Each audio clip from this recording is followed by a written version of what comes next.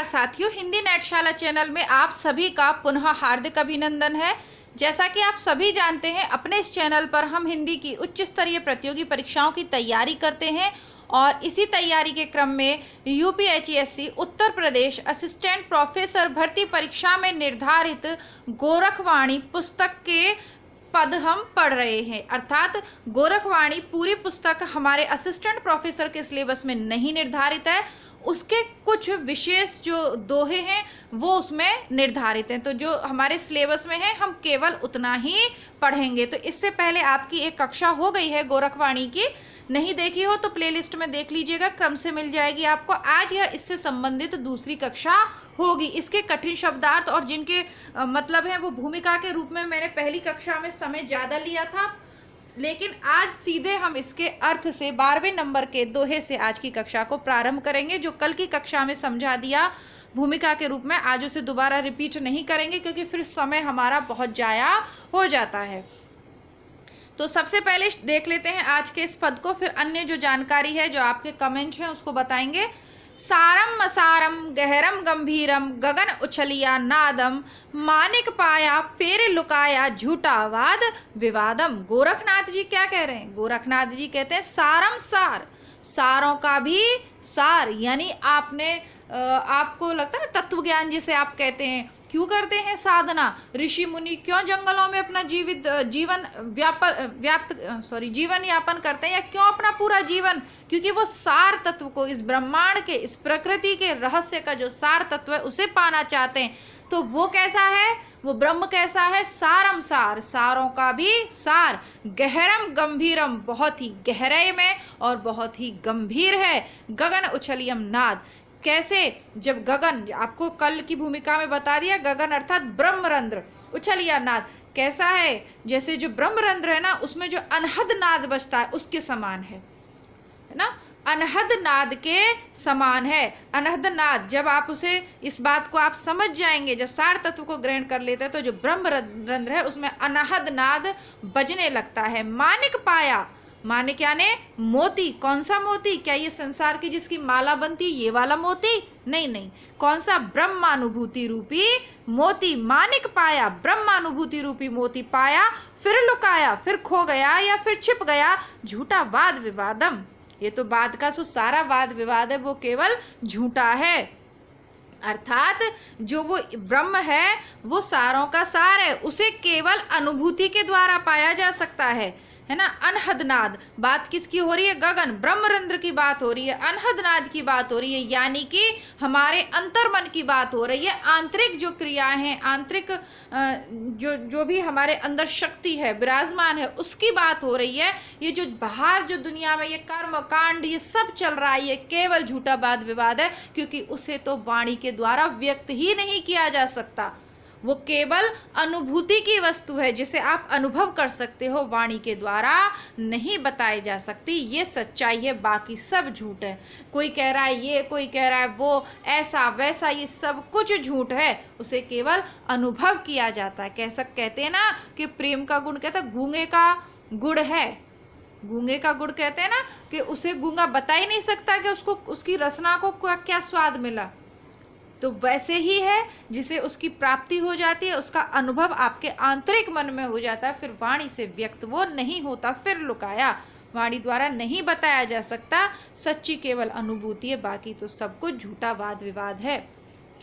आगे बढ़ते हैं। 12वें नंबर के बाद आपके 14वें नंबर का लगा हुआ है दोहा। अच्छा, आप लोगों से एक शिकायत तो मुझे है कि आप लोग कमेंट करके बिल्कुल भी नहीं बताते हैं कि आपको समझ में आ रहा है, नहीं आ रहा, आपने पहले पढ़ा है या आप पहली बार पढ़ रहे हैं। थोड़ा सा इसको सेट करेंगे फ़ोन को, क्योंकि सही आपको दिख पाए। बिल्कुल भी आप कमेंट नहीं करते हैं, तो कृपया करके आप कमेंट ज़रूर करें, कमेंट, ताकि मुझे मालूम चले कि आपको समझ आ रहा है या नहीं आ रहा। उत्पत्ति हिंदू जरणाम जोगी अकली परी मुसलमानी, ते राह चीन्य हो काजी मुल्ला ब्रह्म विश्व महादेव मानी। गोरखनाथ जी कह रहे हैं कि हमारी उत्पत्ति किससे हुई है? हिंदुओं से। जरना जोगी, जरना होता है ना जीर्ण करना, पचाना, या बेश कह लो, बेश कैसा है? जोगियों जैसा है। अकली पीर परी मुसलमानी पीर, मुसलमानी पीर की तरह जो है अकल यानी जो बुद्धि है मुसलमानी पीर की तरह। ते रहा चीनो हो काजी, इसका एक ये भी देखेंगे, गुरु मुख से पाए हुए ज्ञान को मनन चिंतन और साधना के द्वारा स्वानुभाव में ला सके। जैसे मुसलमानी पीर होता है ना, बात वही है। अब ऐसा नहीं है कि जैसे मैंने कल की भूमिका में भी बताया कि कुछ शब्दों का आप ये ना सोचें कि इन पर इस्लाम धर्म का प्रभाव था, ऐसा नहीं है। जैसे मुसलमान लोगों में अपने पीर के प्रति श्रद्धा भावना होती है, वैसे ही नाथों में अपने महंत और अपने गुरु के प्रति भी बहुत श्रद्धा भावना रहती थी। उसके बताए हुए मार्ग से जब आप स्वानुभूत कर लेते हो तो ये जो वो मार्ग बताता है, जो अकल बताता है ना, तो मुसलमानों में पीर अकल बताता है, वैसे ही गुरु या महंत बताते हैं। तेरा चीनो हो काजी, मुल्ला ब्रह्म विश्व महादेव मानी। तो उसी राह को पहचानो, जो चाहे काजी हो, मुल्ला हो, ब्रह्मा हो, विष्णु हो, महादेव, सब ने उसी राह को माना है। चाहे आपकी उत्पत्ति हिंदुओं से हुई हो, चाहे जोगी का वेश धारण कर रखा हो, चाहे आप अपनी अकल में मुसलमान पीरों को माना, मूल तत्व एक ही है। जो आपके गुरु ने आपको बता दिया साधना की पद्धति, उसके द्वारा आप फिर अनुभूति और साधना के माध्यम से उसे प्राप्त कर सकते हो। चाहे कोई भी आपको राह बताए, चाहे काजी, मुल्ला, ब्रह्मा, विष्णु, महेश, कोई भी। और इस बात को दूसरा अर्थ देखें तो इसका ये भी कह सकते हैं आप, ते राह चीनो, उसी राह को गुरुमुख जो गुरु बताए उसी राह पर चलना चाहिए। ये काजी, मुल्ला, ब्रह्मा, विष्णु, महादेव भी इस बात को मानते हैं कि हमें गुरु वचनों का आदर करना चाहिए, अनुसरण करना चाहिए। मान्य शब्द चुकाया द्वद, निहचे राजा भरतरी, परचे गोपी चंद। निहचे नरवे भय निर्द्वंद, परचे जोगी परमानंद। गोरखनाथ जी कह रहे हैं, मानया शब्द चुकाया, मान्या शब्द चुकाया द्वंद, मान्या शब्द चुकाया द्वंद। ठीक है, जब मान्य शब्द 3-4 बार मैंने रिपीट कर दिया। एक्चुअली उसका कारण ये है कि जब वीडियो बनाते हैं तो बीच में बच्चे आ जाते हैं और वो इशारा मतलब कुछ ना कुछ डिस्टर्बेंस क्रिएट कर देते हैं, तो ध्यान भटक जाता है। हमने किसके शब्दों को माना? गुरु के शब्दों को माना, ज्ञान के शब्दों को माना है। चुकाया द्वंद, चुका दिया होता है, द्वंद यानी दुविधा जो थी, द्वंद जो था वो चुक गया, खत्म हो गया। जब हमने अपने गुरु के शब्दों को मान लिया तब हमारा द्वंद हट गया, चुक गया। निहचे राजा भर्तरी, निहचे ने सिद्धि प्राप्त करना। राजा भर्तरी को क्या हुआ? सिद्धि मिल गई। जो मानिक जो वचन थे ना, जो हमारे माननीय जो वचन है ना, जिनसे ईश्वर की प्राप्ति की, जो ब्रह्म प्राप्ति का जो मार्ग है, उसको जब माना तो दुविधा मिट गई और राजा भर्तरी ने सिद्धि प्राप्त कर ली। परिचय गोपी चंद, और गोपी चंद ने तो परिचय ही प्राप्त कर लिया ब्रह्म का, अर्थात ब्रह्म से साक्षात्कार कर लिया। या राजा गोपी चंद ने तो ब्रह्म का परिचय प्राप्त कर लिया। कैसे? उन शब्दों को मानकर। निहचे नरवे भय निर्द्वंद, और इस निश्चय से राजा नरवे जो राजा थे वो निर्द्वंद हो गए। अब मन में कोई दुविधा नहीं रह गए। परिचय जोगी परमानंद, आत्म साक्षात्कार के द्वारा वे पूर्ण परमानंद प्राप्त करने वाले योगी हो गए। लेकिन क्या किया? जब आत्म साक्षात्कार हुआ, जब तक बाह्य जगत में उसको ढूंढा वो नहीं मिला। वो कहाँ है? अंदर। जब आत्म साक्षात्कार हो गया तब सारे द्वंद्व मिट गए और फिर कैसा होता? परमानंद हमें प्राप्त होने लगा। परमानंद या प्रेमानंद, जिस भी मार्ग के आप पथिक हो, है ना, आपके अपनी इच्छा है कि आप ईश्वर को कैसे पाना चाहते हैं, वो तो आपके पास है, हर रूप में विद्यमान है। आप जैसे उसको पाना चाहते हैं वैसे मिल जाएगा। ठीक है, साधना के द्वारा, सिद्धि के द्वारा आप चाहते क्या हैं इस पर भी डिपेंड करता है। बहुत से लोग चमत्कार दिखाना चाहते हैं तो उस तरीके की योग साधना वो करते हैं। बहुत से लोग चाहते हैं कि मेरी खूब प्रसिद्धि हो, सब उस तरीके की साधना करते हैं। बहुत से ऐसे छुपे हुए योगी हैं जिनका हम नाम तक नहीं जानते, और ऐसे ऐसे सिद्ध महात्मा है कि उनके लिए कुछ दुर्लभ नहीं है, वो भी है। मतलब आप जैसे चाहें। बहुत से गृहस्थ में रहकर भी संत हैं, बहुत से संत का वेश धारण कर भी जो है दुष्ट हैं। तो ये आपके ऊपर है। लेकिन जब आत्म साक्षात्कार हो जाता है, परिचय जोगी परमानंद, जब परिचय प्राप्त कर लेता है योगी तो फिर वो परमानंद में लीन हो जाता है। राजा भर्तरी, गोपी चंद, ये सब इसके उदाहरण हैं कि आत्म साक्षात्कार जब हो गया, जब समझ में आ गया कि जगत मिथ्या है ना, ब्रह्मस्मि अहम ब्रह्मस्मि, मैं ही ब्रह्म हूँ, मुझ में ही ब्रह्म है, तो बस जब ये आत्म साक्षात्कार हो जाता है तो सारी दुविधा मिटकर हम परमानंद को प्राप्त कर लेते हैं। बहुत सरल तरीके से मैं आपको इसको समझाने का प्रयास कर रही हूँ। आप लोग कमेंट ना कर सकें तो कृपया करके वीडियो को लाइक कर दें, और आपके जो अन्य मित्रगण हिंदी से असिस्टेंट प्रोफेसर की तैयारी कर रहे हैं उनको इसे शेयर कर दें। ठीक है, सिलेक्शन आपके शेयर करने पे बहुत से लोग तो कोई अच्छी बुक मिल जाए उसे छिपा कर रख लेते हैं, और बहुत से लोग ऐसे होते हैं जिसे पढ़ने के बाद दूसरों को बांट देते हैं। सिलेक्शन किसी के वीडियो शेयर करने पे या उस पर डिपेंड नहीं है। सिलेक्शन के लिए तो बहुत सारी चीज़ें चाहिएंगी, लेकिन आपके मित्र हैं, परिचित हैं और हिंदी से जुड़े हुए हैं, तो कोई भी एग्ज़ाम की तैयारी कर रहे हों तो आप उनको उनकी सामग्री के अनुसार, जैसे इस चैनल पे आ गए तो जो उनके का सिलेबस है उसके अनुसार आप वीडियोस जरूर शेयर करें। और आप लोग भी चैनल पे पहली बार हैं तो प्लेलिस्ट चेक कर लीजिएगा, आपका लगभग पूरा सिलेबस प्लेलिस्ट में उपलब्ध है निःशुल्क।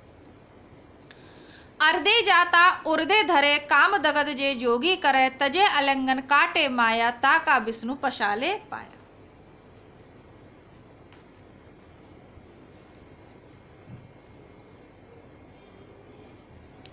यहाँ पर जो गुरु गोरखनाथ हैं, यहाँ पर गुरु गोरखनाथ हैं, वह जो अपने शिष्य हैं या जो ईश्वर को प्राप्त करना चाहते हैं, जो उस मार्ग के पथ के, उनसे कहते हैं अर्धे जाता उर्धे धरे।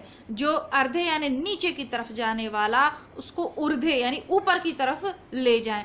जो आपके मन की गति जो नीचे की तरफ, इसके दो अर्थ हो सकते हैं। देखिए, जो आपके मन की गति नीचे की तरफ जा रही है ना, उसको ऊपर की तरफ ले जाइए, उच्चता की ओर ले जाइए, है ना। नीचे की तरफ यानी जो काम वासनाओं में और इन सब चीज़ों में जो जा रही है उसको ऊपर की तरफ ले जाइए, ब्रह्म प्राप्ति की ओर ले जाइए। काम दगत जे जोगी करे, जो काम भावना को जला देता है, जो दो जोगी ऐसा काम कर लेता है। तजे आलिंगन काटे माया, जो बाहों का आलिंगन काट ले, तज को छोड़कर, आलिंगन को छोड़कर माया को काट देता है। ताका विष्णु पसा ले पाया, उसके पैर तो विष्णु भी पखारते हैं।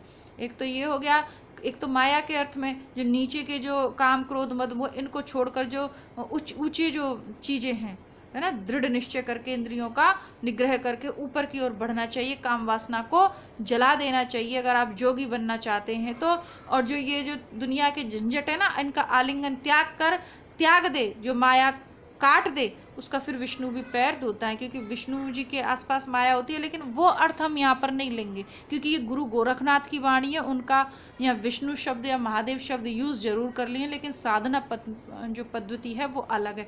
अब ये देखिए, अर्धे जाता, तो आपका जो रेतस है, जो शुक्र है अर्थात शुक्राणु, ठीक है, तो जो रेतस शुक्र को अर्धे जाता, जो नीचे की ओर जा रहा है, आपकी कामाग्नि को उद्दीप्त करना चाह रहा है, उसको ऊर्ध्वे, उसे ऊपर की तरफ ले जाइए। उस कामाग्नि जो आपको नीचे की तरफ ले जा रही है, आपकी शक्ति को छीण कर रही है, तो उसको नीचे की तरफ ना लेकर साधना प्रक्रिया द्वारा ऊपर की ओर, मस्तिष्क की ओर उस अग्नि को उठाइए। वो शक्ति जो आपको नीचे की तरफ, जो आपकी जो आत्मशक्ति है, जो शक्ति है, उसे नीचे की तरफ नहीं जाने देना है, ऊपर की तरफ ले जाना है। और फिर काम दग्ध, ऐसा ऊर्ध्वरत होकर ऊपर की ओर चलकर काम की भावना को जो जोगी जला देता है। काम भावना तो सभी को समाती है ना, काम जो भावना है वो संसार के सभी प्राणियों को सताती है। लेकिन जोगी बनेगा कब, सिद्धि कब प्राप्त होगा, जब उस काम वासना पर विजय प्राप्त कर ले। अब आप काम वासना को मार नहीं सकते, क्योंकि वो तो प्रकृति जन्य है। बस कर क्या सकते हो कि नीचे की तरफ जो जा रही है, जो आपकी शक्ति क्षीण हो रही है, उसे ना लेकर साधना प्रक्रिया के बल से उसे ऊपर की ओर ले जाएं। अब ये देखिए, यहाँ पर आप ये ध्यान करें कि ये साधना की इनकी क्रिया है, ठीक है। ऐसी सिद्धों में और नाथों में आप सरहपा को जो पढ़ते हैं ना रामचंद्र शुक्ल की बुक में, वहाँ पर भी है कि जो अपनी स्त्री को नहीं साध पाया वो क्या ब्रह्म को साध, तो वहाँ पर ऐसी सिद्ध साहित्य में मैथुन करके ना पंचमकार की साधना आ गई थी, जिसमें मदरा मैथुन ये सब सम्मिलित था। उसके प्रबल विरोधी थे नाथ संप्रदाय वाले, ठीक है, क्योंकि वो क्या कर रहे थे, सिद्ध के मैथुन भी उसमें सहायक है, लेकिन ये उसके प्रबल विरोधी थे। उसके विरोध में इनका मत है कि आपको वो प्राप्त करने के लिए, सिद्धि प्राप्त करने के लिए इस तरीके से करने की ज़रूरत नहीं है, बल्कि काम वासना को जलाकर भी आप सिद्धि प्राप्त कर सकते हो अपने गुरु के वचनों पर चलकर। और गोरखनाथ स्वयं इसके बहुत बड़े उदाहरण हैं। ब्रह्मचारी रहते हैं, नाथ संप्रदाय वाले लोग औरतों की तरफ नज़र उठाकर भी नहीं देखते। इसके लिए इन लोगों को मतलब बहुत ही हमें प्रणाम करना चाहिए। आज के कलयुग में जो माहौल है तो उस समय तो इनको प्रणाम करना चाहिए, इन योगी जनों को, कि इन्होंने वो जो गंदा मार्ग था ना, जिसके कारण पूरा धर्म का नाश हुआ, जो पंचमकार की साधना पद्धति थी, उसको अंत में उसका यही हुआ कि वो मठ और महंत और वो सब नष्ट ही हो गए। देवदासी प्रथा भी चली, मैं गहराई में नहीं जाऊंगी, लेकिन नाथ पंथ ने उसका पुरजोर विरोध किया और गोरखनाथ की इन वाणियों को मानकर बहुत से लोगों ने सिद्धि प्राप्त करी, जोगी हो गए, है ना। राजा भर्तरी, गोपीचंद और बहुत बहुत, ये तो बड़े बड़े नाम हैं। इनका एक अलग संप्रदाय था, इनका मत अलग था। उसी मत के भावना के अनुसार हम इन दोहों का अर्थ करेंगे। यूँ तो हिंदी साहित्य में एक बात के 10-10 अर्थ विद्वान निकाल सकते हैं, एक आध तो मैं भी निकाल दूंगी, जो कि कुछ उतनी मतलब सिर्फ मैं तो हिंदी की एक विद्यार्थी हूँ, वो भी निकाल दूंगी, आप भी निकाल दोगे, लेकिन उससे मतलब नहीं है। नाथ संप्रदाय की जो मान्यता है उसके अनुसार हमें इसका अर्थ करना है, और बाकी जो पीताम्बर दत्त बड़थवाल जी ने अपनी किताब में समझाया उसके अनुसार। ठीक है, तो मिलती हूँ पुनः आपसे इसके आगे के भाग के साथ। इसके साथ साथ असिस्टेंट प्रोफेसर की तैयारी कर रहे हैं तो राम स्वरूप चतुर्वेदी जी की पुस्तक में करवा रही हूँ, प्रतिदिन एक वीडियो इसका और एक वीडियो उसका आता है, तो वो ज़रूर आप पढ़ें। छोटा छोटा करके समझाते हुए आपको ले चलूँगी। असिस्टेंट प्रोफेसर बनने के लिए वो पुस्तक आपके लिए बहुत ही उपयोगी सिद्ध होगी। ठीक है, बाकी पुराने पेपर से मैच करके देख लीजिएगा कि मैं क्यों बोल रही हूँ ऐसा। धन्यवाद, जय हिंद।